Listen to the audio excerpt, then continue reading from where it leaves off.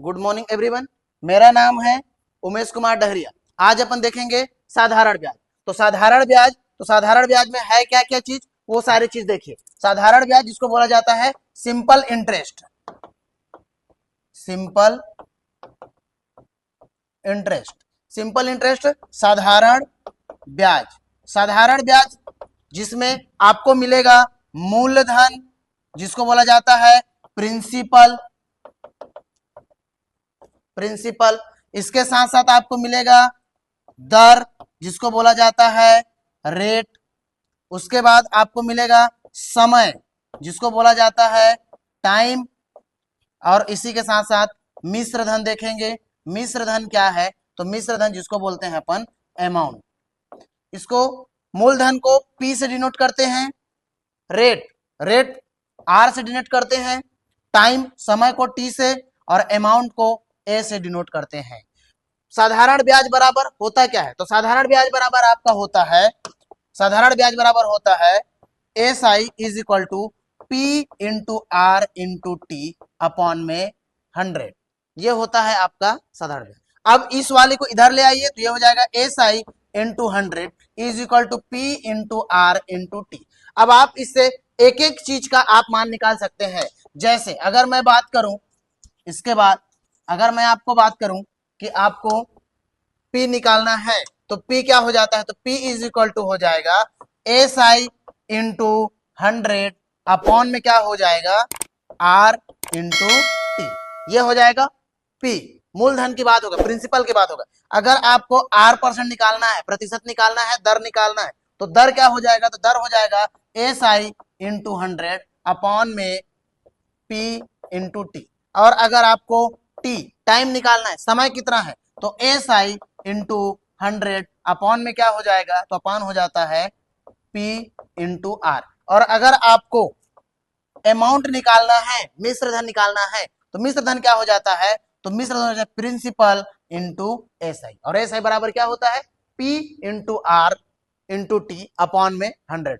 तो इसी के अकॉर्डिंग अपन आप पहला प्रश्न देखेंगे। पहला प्रश्न क्या है, तो यदि 2500 रुपए को 8% वार्षिक ब्याज से साधारण ब्याज पर 4 वर्ष के लिए निवेश किया जाए। निवेश का मतलब क्या है, इन्वेस्ट कर रहा है, वही क्या है, उतने साल के लिए वो जमा कर रहा है, उतने साल के लिए पैसा लगा रहा है, तो 4 वर्ष बाद कितना ब्याज हो जाएगा, तो इसका क्या हो जाएगा, तो SI पूछ रहा है। ब्याज मतलब सिंपल इंटरेस्ट। साधारण ब्याज में चीज याद रखिए, साधारण ब्याज में पहला साल जितना ब्याज लगेगा उतना साल दूसरा साल भी ब्याज, तीसरा साल भी ब्याज, चौथा साल भी ब्याज, पांचवा, जितना साल भी देगा समान ब्याज लगता है।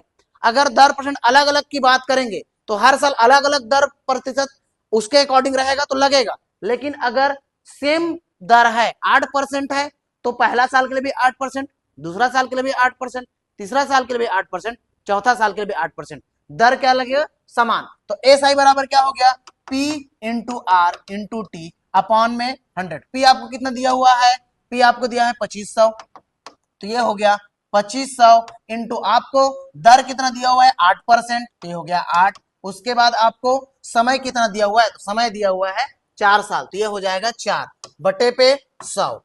तो जो करता है काट दीजिए, 2 जीरो से 2 जीरो कैंसिल। अब ये क्या हो गया, तो 2500 100 और 100 अट्ठे 800, तो ये हमारा क्या आ गया, साधारण ब्याज। 800 हमारा क्या आ गया, साधारण ब्याज। ये हो गया। अब इसी को आप, ये तो फार्मूला बेस्ड है, अब इसी को एक तरीका और है, इसमें क्या कर सकते हैं उसको समझिए। जब भी आपको दर दिया रहे, टाइम दिया रहे, तो आप कैसे निकाल सकते हैं इसको समझिए। तो इसमें क्या है, P प्रिंसिपल आपको दिया हुआ है 2500, आप इसमें रेट परसेंट क्या दिया है, दर आपको दिया हुआ है, दर दिया हुआ है 8%, और आपको समय दिया है, टाइम क्या दिया हुआ है, तो टाइम दिया है 4 वर्ष। जब इसकी बात हो तब इन दोनों में क्या करना है, इन दोनों का मल्टीप्लाई कर दीजिए, तो कितना हो गया, 8 चौक 32% हो गया, 8 इंटू 4 तो 32%।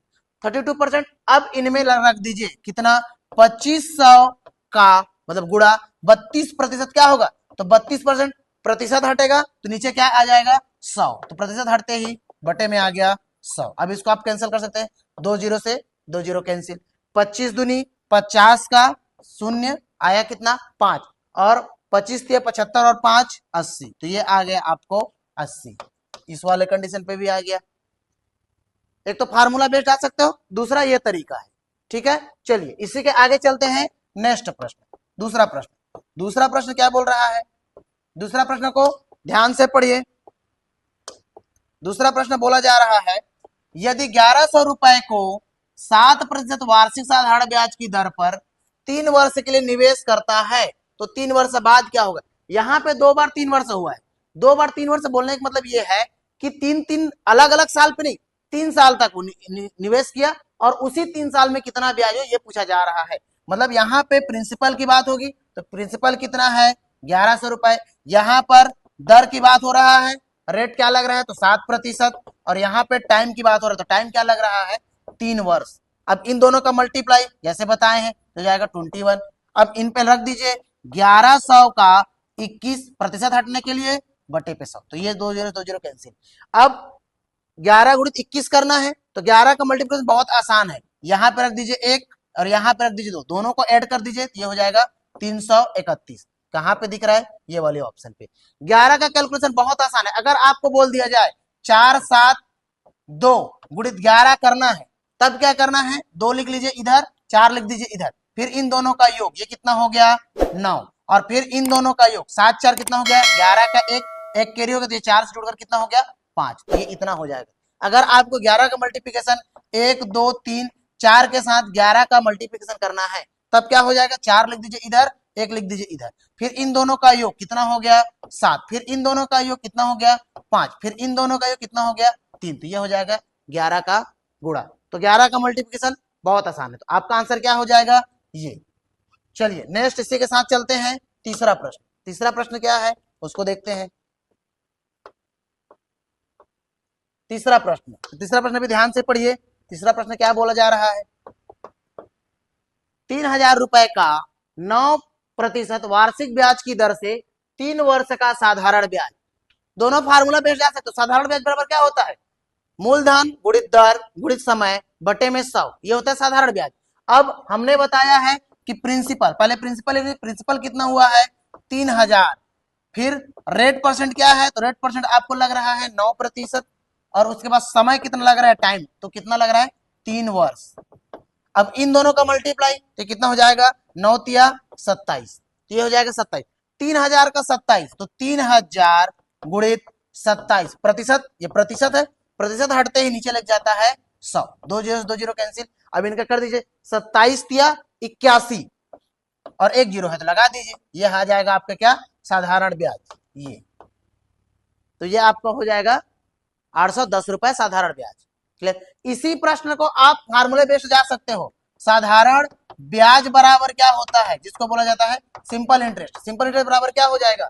तो वो हो जाएगा P into R into T upon में 100। P आपको कितना दिया हुआ है? तो P दिया हुआ है 3000 इंटू दर कितना दिया हुआ है? 9%, उसके साथ साथ 3 साल समय आपको दिया 3 वर्ष, और फिर 100, ये 2 0 खत्म।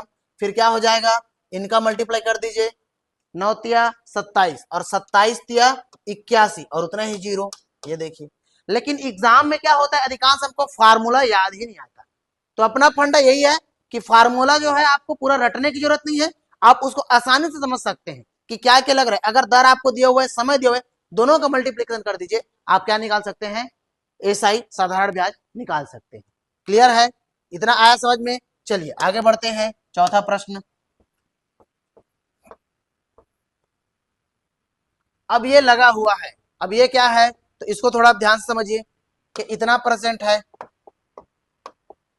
2100 रुपए का 7 से 3/4% वार्षिक ब्याज की दर से 12 वर्ष का साधारण ब्याज क्या होगा? अब इसको तो इस वाले को पहले सॉल्व करना है। 7 चौक 28, 28 और 3 31, 31/4, तो ये क्या हो जाएगा? 31/4 प्रतिशत है, इतना परसेंट की दर से 12 वर्ष के लिए लगा है। तो अब आप प्रिंसिपल आपको कितना दिया हुआ है? 2100 रुपए, और आपको कितना दिया है? रेट परसेंट, तो रेट परसेंट आपको कितना दिया हुआ है? 31/4%, और आपको समय टाइम कितना दिया हुआ है? 12 वर्ष। इन सब का मल्टीप्लाई कर दीजिए, तो ये क्या हो जाएगा? तो इनका आप गुणा कर दीजिए, प्रतिशत हटेगा तो ये 100 लग जाएगा नीचे में। तो अब यहाँ पे क्या हो जाएगा? अब मूलधन गुणित दर गुणित समय बटे में 100, ये फार्मूले से भी जा सकते हो। हमारा वाला तरीका क्या होता है, तो 2100 गुणित 31/4 गुणित 12 और ये प्रतिशत हटेगा तो नीचे आ जाएगा 100, मतलब ये हो जाएगा 400। अब देखिए 2 जीरो से 2 जीरो कैंसिल, 4 एक कम 4 तिया, अब इनका मल्टीप्लाई कर दीजिए तो कितना हो जाएगा 33, 11 31 तिया, तो 31 तिया हो जाएगा 93 मल्टीप्लाई 21, इनका निकाल लीजिए तो ये क्या हो जाएगा, तो इनका एक एक करके निकाल लीजिए, ऐसे गुणा कर लीजिए, फिर इनका गुणा, फिर इनके साथ कर लीजिए। चलिए कैसे करना है ये मैं बता देता हूं। ये हो जाएगा, यहाँ पे था 93 इंटू 21, तो ये क्या हो जाएगा 93 हो गया, फिर इनका 2 तिया 6, फिर ये क्या हो जाएगा 18, फिर कर लीजिए 3, फिर 9 6 15 की 5 एक कैरी 8 और 1 9 और यहाँ पे आ गया 153, ये हो जाएगा 1953। कहाँ पे दिख रहा है, ये ऑप्शन ए, ये दिखा आपको 1953। तो इस तरीके से आप फ्रैक्शन को सॉल्व कर सकते हैं। कभी भी आपको कोई फ्रैक्शन दिख गया 2 सही 2/4 की बात कर रहे हैं तो ये क्या हो जाएगा, ये तो पहले कट जाएगा 1/2 हो गया, और इसका मान कितना होता है 2 दूनी 4 और 1 5/2। आपको कभी भी और कुछ दिख गया जैसे 3 सही 1/2 का मान कितना, तो ये वाली संख्या इससे मल्टीप्लाई होता है, 3 दूनी 6 और 1 7, तो ये हो जाएगा 7/2, जिसका मान वही होता है 3 सही 1/2, और 3 सही 1/2 को लिख सकते हैं 3.5 भी आप लिख सकते हैं। तो ये हो जाएगा, कोई भी फ्रैक्शन हो तो फ्रैक्शन को भी आप सॉल्व कर सकते हो इस तरीके से। चलिए आगे नेक्स्ट पांचवा प्रश्न क्या बोल रहा है, वही चीज आ गया 2000 रुपए।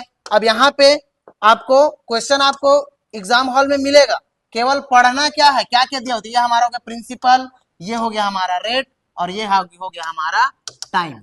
अब क्या क्या दिया हुआ है गिवन, तो प्रिंसिपल आपको दिया हुआ है 2000, इसको सॉल्व कर दीजिए 3 3 9 और 1 10, तो रेट क्या लगा, तो 10/3 मतलब 300% हटा तो 300 लग गया, तो ये हो गया 300, और आपको टाइम क्या दिया हुआ है, तो टाइम दिया हुआ है 3 वर्ष। अब इसको सॉल्व कर लेते हैं, 2000 गुणित 10/300 गुणित 3, 2 जीरो से 2 जीरो कैंसिल, 3 से 3 कैंसिल, तो अब ये कितना हो गया 2 एक कम 2, कितना जीरो था 1 और 2, तो ये कितने क्या आ जाएगा 200 रुपए, ये आज आपका ऑप्शन सी, ये हो जाएगा साधारण ब्याज।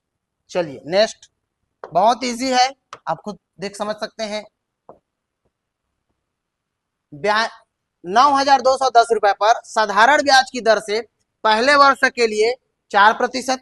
अब देखो इस बार क्या हो रहा है, दर अलग अलग लग रहा है, तो दर अलग अलग लग रहा है तो उसको पहले जोड़ दीजिए, तो क्या हो जाएगा 9,210 रुपए पर हर साल अलग अलग की दर से ब्याज लग रहा है, तो ये क्या हो जाएगा आपका, ये देखिए इतना साधारण ब्याज पहले साल के लिए कितना परसेंट 4%, तो पहला साल कितना लगा 4%, दूसरा साल अगले वर्ष की बात कर रहे थे, अगले साल कितना लग रहा है, दूसरा साल 3 सही 1/2%, फिर अगले साल की बात हो रही है तीसरा साल, तो तीसरा साल कितना लग रहा है, तो ये लग गया 2 सही 1/2%।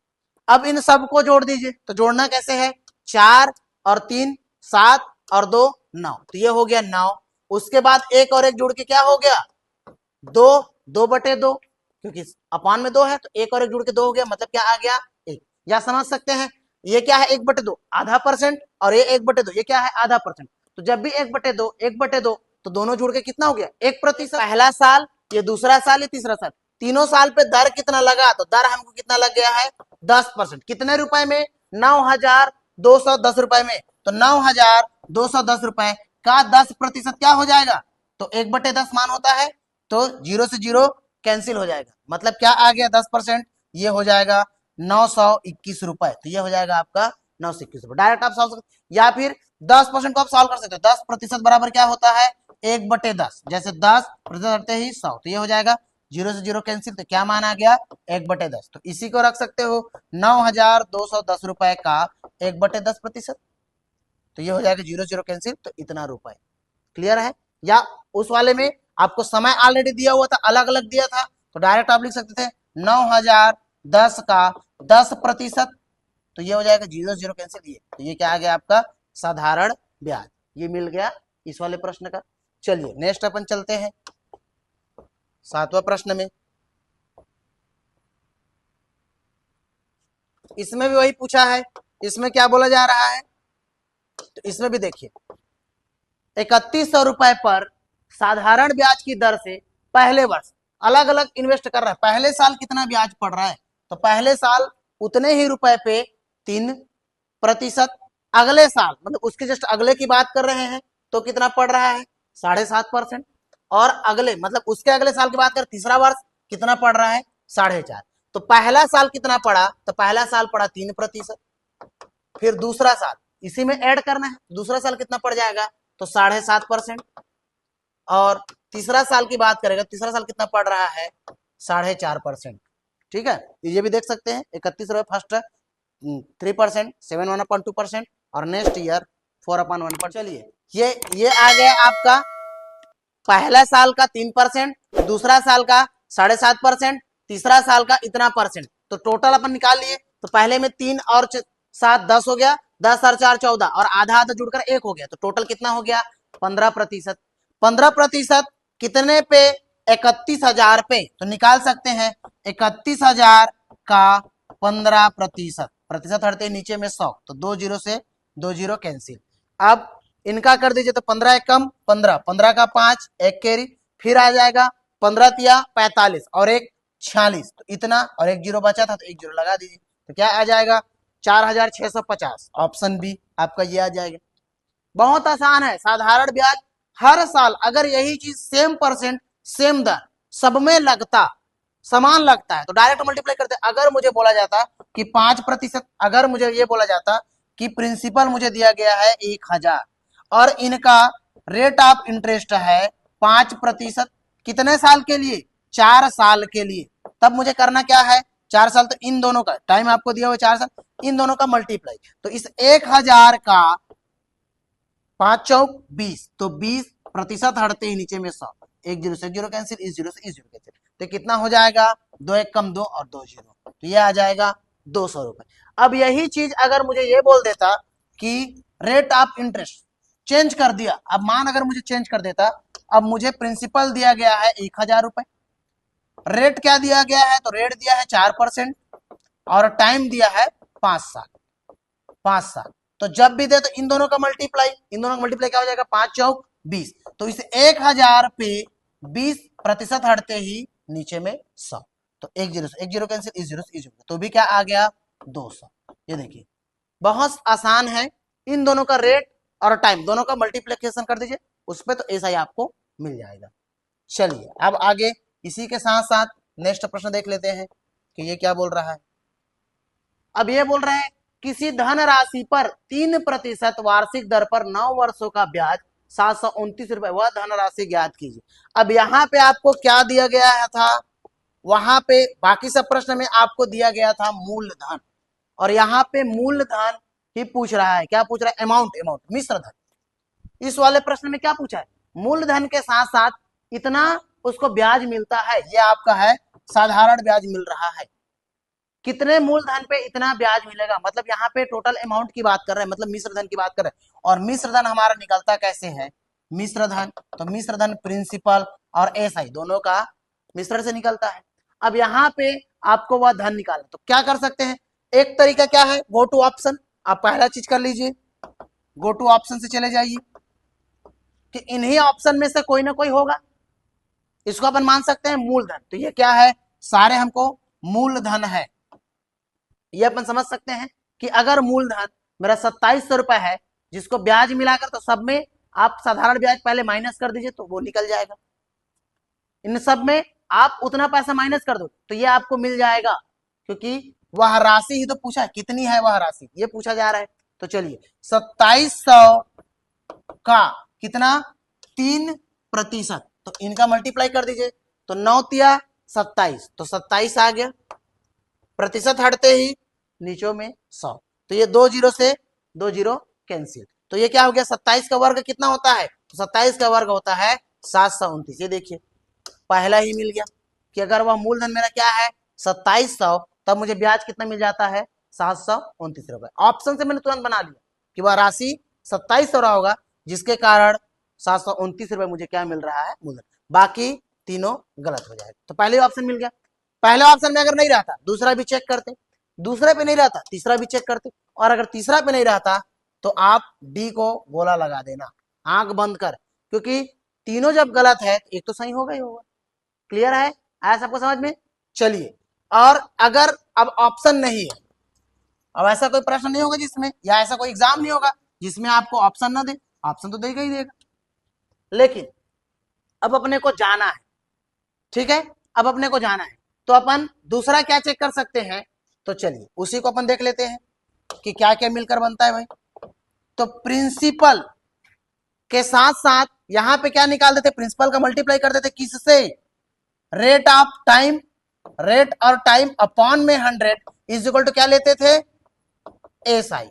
अब जो जो चीज दिया है अब यहां पे पुटअप कर देंगे। हमको क्या निकालना है, मूलधन ही निकालना है, तो मूलधन प्रिंसिपल रेट ऑफ इंटरेस्ट 9 और 3 दोनों का मल्टीप्लाई क्या हो जाएगा, 27/100 बराबर कितना, एसआई आपको दिया हुआ है ये देखिए 729 रुपए।